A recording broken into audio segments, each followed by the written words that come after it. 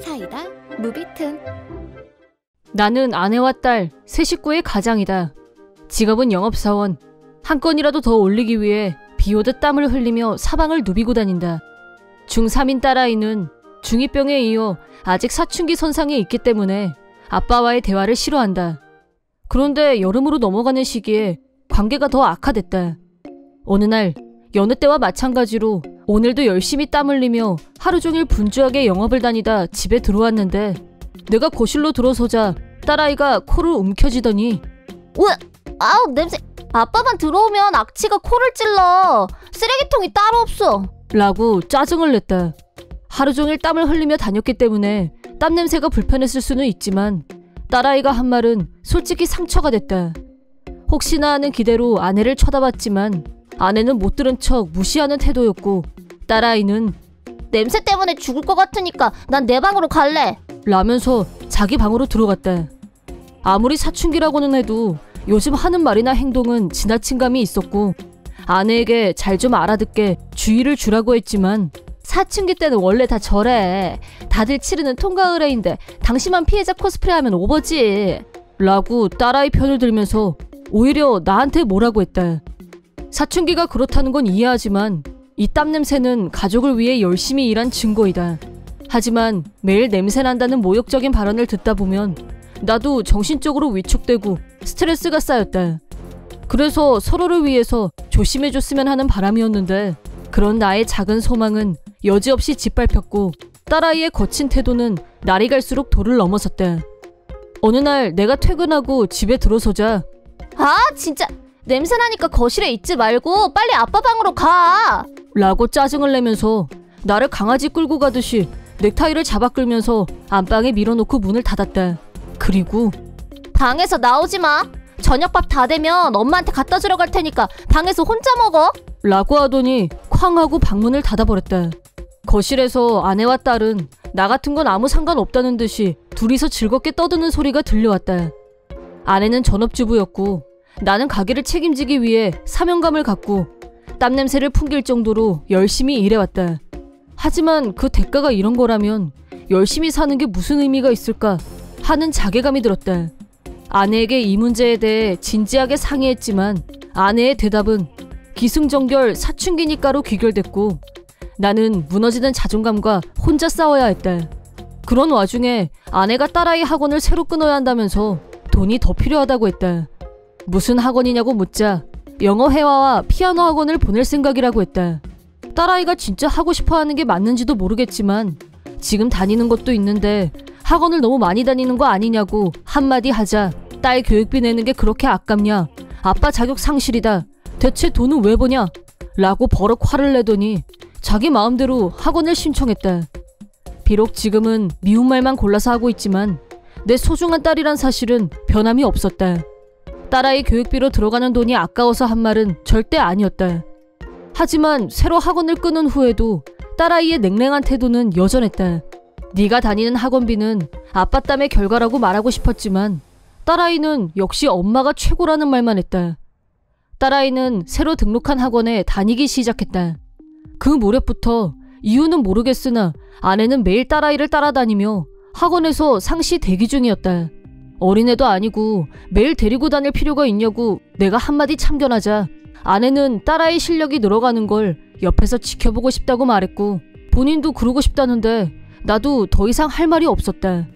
한편 딸아이가 학원을 2군데나 더 가고 나서부터는 그 시간에 나는 딸아이가 없는 집에서 편하게 거실을 차지하고 텔레비전도 보고 밥도 편하게 먹고 꿀 휴식을 취할 수 있는 여유가 생겼다.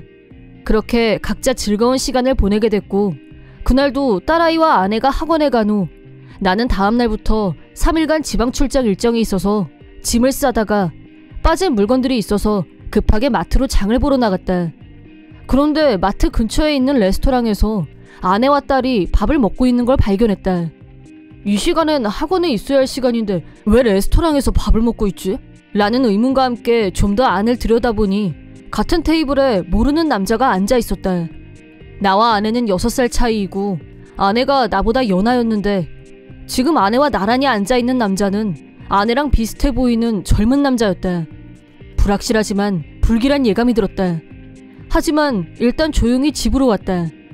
그리고 무의식적으로 서랍을 뒤져서 통장을 찾았는데 내용을 확인한 순간 3천만 원이었던 저금이 30만 원으로 줄어들어 있었다. 마음 같아서는 당장 아내에게 진상을 따지고 싶었지만 모른다고 시침이 떼면 더 이상 추궁할 방법도 없고 좋은 방법이 떠오르지 않았다.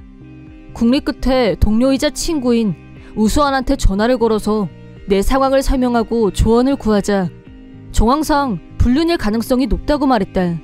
아무리 그래도 아이까지 데리고 바람 피운다는 건 말이 안 된다는 생각도 들었지만 다시 생각해보니 최근에 딸아이가 나를 볼 때마다 냄새나는 쓰레기 대하듯이 한 걸 보면 어떤 일이 일어나도 이상하지 않을 것 같다는 생각을 하게 됐다. 아무리 딸아이 사교육비가 들어간다고 해도 3천만 원이었던 저금이 30만 원으로 줄어드는 건 비상식적이었다. 친구는 나한테 무조건 증거가 있어야 한다면서 흥신소나 사설탐정을 고용해서라도 증거를 잡는 게 중요하다고 했다. 속마음은 복잡했지만 그날은 일단 아무것도 모르는 것처럼 집에서 두 사람을 기다렸다. 집에 돌아온 아내와 딸은 까르르 웃으면서 오늘 수업 너무 좋았다며 신나게 떠들었다. 그러다 내가 거실에 있는 걸 본 딸아이는 아빠 얼굴 보자마자 좀 전까지 기분 좋았던 게 싹 없어졌거든? 제발 안방에 좀 들어가. 내 눈 다 버리기 전에. 라고 떽떽거렸다. 옆에 있던 아내는 그동안 딸아이의 행동을 방관하던 태도에서 돌변 딸아이한테 동조했다. 안방에 들어가란 말 못 들었어? 냄새나니까 빨리. 라며 안방으로 들어가라고 재촉했다. 두 사람에게 하고 싶은 말은 차고도 넘쳤지만 친구 말처럼 우선은 증거를 잡는 게 먼저라는 생각에 참았다. 다음날 바로 흥신소를 찾아가 의뢰했다. 그리고 2달도 안 돼서 완벽하게 증거가 수집됐는데 현실은 내 예상보다 더 참담했고 순간 말문이 막혔다.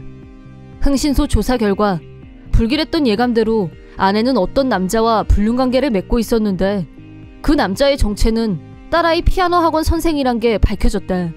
확실한 증거로 그 남자와 아내가 호텔로 들어가는 사진까지 확보한 상태였다. 무엇보다 내가 가장 충격을 받은 건 아내와 딸아이의 속내였다. 흥신소 조사원이 딱 한 번 아내와 딸아이의 대화를 녹음하는 데 성공했는데 엄마, 그냥 재수 아저씨랑 빨리 재혼하면 안 돼? 아빠 너무 짜증나. 확 죽어버리면 속 편할 텐데. 너 그런 말을 그렇게 크게 하면 어떡해. 근데 솔직히 그럼 좋지? 교통사고 같은 걸로 확 가버리면 딱인데. 일단 합법적 범위 내에서 아빠를 정신적으로 괴롭히면 아빠가 먼저 이혼하자고 할 가능성이 올라가겠지? 그럼 너무 땡큐인데. 그러고 나서 엄마가 왕재수 아저씨랑 재혼하면 되잖아. 생각만 해도 신난다. 라고 하는 말을 듣는 순간 낭떠러지에서 곤두박질 쳐진 기분이었다. 내게 가장 소중한 존재였던 딸과 아내에게 나는 겨우 그런 취급이나 당하는 사람이었다니 충격이 너무 커서 한동안은 아무 생각도 할 수 없었다. 하지만 냉정하게 머리를 식힌 후 이대로 계속 살 수는 없다고 결심했다. 나는 증거를 정리해서 아내와 딸을 내 인생에서 추방하기로 했다. 그러다 딸아이의 졸업식이 됐는데 딸아이는 평소처럼 나한테 아빠는 쓰레기 냄새 나니까 내 졸업식에 출입 금지야? 라고 했다. 옆에 있는 아내도 그래, 당신이 오면 우리가 괜히 더 창피하니까 그냥 집에 있는 게 도와주는 거야 라고 거들었고 나는 그 말에 따르기로 했다. 딸아이와 아내가 졸업식에 간 사이 나는 얼마 전부터 준비해왔던 일을 실천으로 옮겼고 마무리까지 마쳤다. 그러자 졸업식을 마치고 집으로 온 두 사람이 나한테 전화를 걸어왔다. 집에 오니까 집에 물건이 다 사라졌다. 도둑이 들은 줄 알고 관리실에 전화했더니 오늘 날짜로 이사했는데 무슨 도둑이냐는 말을 들었냐면서 난리를 쳤다. 이혼하는 마당에 집을 남겨둘 필요가 없을 것 같아서 처분했다고 알려줬다. 덧붙여서 아내한테 당신이 좋아할 줄 알았는데 불륜남하고 재혼하고 싶어서 안달이 났잖아. 내가 죽었으면 좋겠다고 하지 않았나?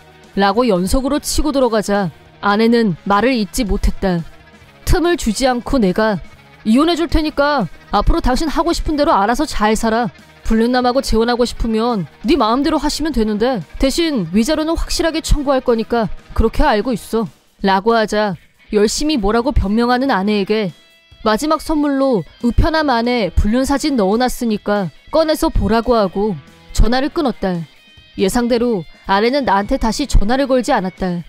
그 후 아내는 상황이 좋지 않다고 판단했는지 딸아이하고 둘이서 같이 용서해달라고 매달렸다. 하지만 애석하게도 두 사람에 대한 애정은 눈꽃만큼도 남아있지 않았다. 아내는 친정으로 달려가서 도와달라고 애원한 모양인데 이혼 전에 이미 모든 사실을 다 알려놓은 뒤여서 장모님이 소금을 뿌리면서 썩 꺼지라고 문전박대했다고 한다. 궁여지책으로 두 사람은 다 낡은 아파트를 얻어서 이사를 냈다. 딸아이는 고등학교에 들어갔지만 친구들과 어울릴 시간도 없이 학비며 생활비를 벌기 위해 알바를 몇 개씩 하면서 지냈는데 자기 옷이며 화장품 같은 건 살 엄두도 못 냈고 학교에서 촌스러운 애라고 낙인 찍히면서 외톨이로 지내다가 결국 은둔형 외톨이가 되고 말았다고 한다. 쭉 전업주부로 지냈던 전처는 일을 하러 다니긴 했지만 허구한 날 야단 맞는 게 일이었고 일을 너무 못해서 해고당하기 일쑤, 먹을 거 살 돈도 없을 정도로 궁핍한 형편이지만 나한테 매달 위자료를 보내야 하는 처지이다 보니 바닥 중에서도 밑바닥 생활을 하는 모양이다. 하지만 그건 당연히 받아야 할 벌이라고 생각할 뿐 동정은 하지 않는다. 이번 영상은 어떠셨나요? 재밌게 보셨다면 구독, 좋아요에 댓글까지 달아주시면 감사하겠습니다. 그럼 다음 영상에서 만나요.